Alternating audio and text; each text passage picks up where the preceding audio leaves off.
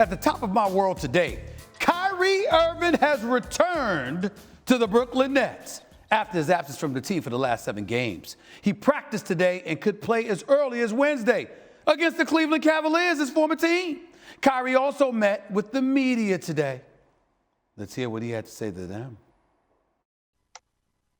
Happy to be back. Happy to be around these guys, address the team, address everybody that need to be addressed. Now it's time to move on. It's, pretty interesting in watching when you take a break from everything. There's just so many assumptions about what's going on. And so many people feel like they know me best.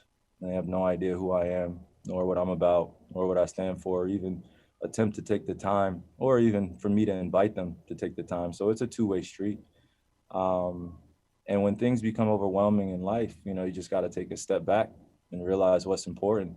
And I love to play. That's never been questioned. I've committed myself, when this wasn't even a thing for me. I didn't really care about media, didn't really care about the fandom. All I cared about was just the ethics of the game and being taught the fundamentals. And now that it's become bigger and there's more of a responsibility that I have in this position I'm in, I'm grateful because I'm able to stand on this platform with others alongside of me that have sacrificed and are going through similar things. So I'm not alone in this. That's just a big thing about also mental health, just coming in and being balanced with yourself first and then being able to perform. So with everything going on in the world, politically, socially, like I said, it's hard to ignore. I want to make changes daily. There are so many oppressed communities, so many things going on that are bigger than just a ball going in the rim.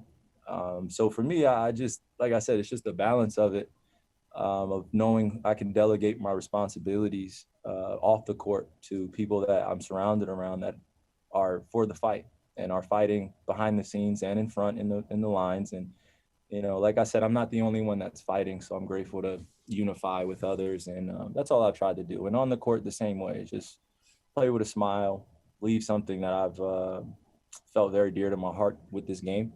And then, whatever my legacy is after that as a person, that's all I really care about. Kyrie Irving, where the hell have you been? I got news for you, ladies and gentlemen, and I'm sure America would agree with me when I say this. There's nothing that he said there that anybody should have a problem with. Mental issues are a very, very serious thing. Mental health issues. You need personal reasons to step away. There's nothing wrong with that. Why didn't you say so? What was the problem? There was absolutely positively nothing wrong with what Kyrie Irving just said. There was nothing wrong with what he just explained. The problem is you didn't think anybody was worthy of an explanation. The Brooklyn Nets didn't know what was going on for days at a time. Some of your teammates didn't know. The public didn't know. You're getting paid an exorbitant amount of dollars to play a game you swear you loved. You didn't tell anybody. And I know that fans can't go to games at this particular moment in time. You don't have the luxury to show up because of COVID-19. We get all of that. But they're watching you on TV. They're patronizing the NBA brand, which facilitates you ultimately getting paid the dollars that you get paid. That explanation right there, no one should have a problem with what Kyrie Irving just explained. It's perfectly reasonable. It's perfectly understandable. Why didn't you say so? Because you gave the impression people weren't worthy of hearing an explanation. You did it before the season began. You did it at the beginning of the season. You've done it on far too many occasions throughout your career. People not knowing you, people don't know you well enough. Kyrie, no disrespect, but most people in this world, not me, not your teammates, not the organization, not folks in the NBA, but most people in the world don't care about your problems. They don't care about your issues. They care about what they want.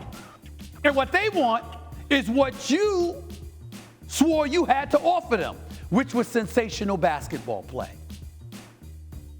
So if you got issues going on, there's absolutely nothing wrong with that. Kevin Love expressed them in the past. Paul George expressed them in the past. The reason why no one had a problem with them was because they were honest enough to say so and not look at folks like they were peons. Just a lesson here, bro. All you got to do is talk.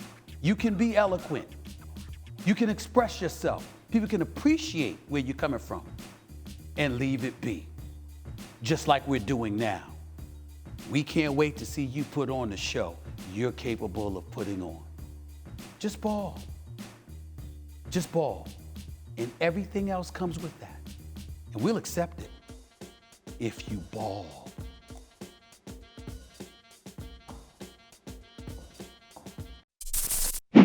Thanks for watching ESPN on YouTube. For live streaming sports and premium content, subscribe to ESPN+.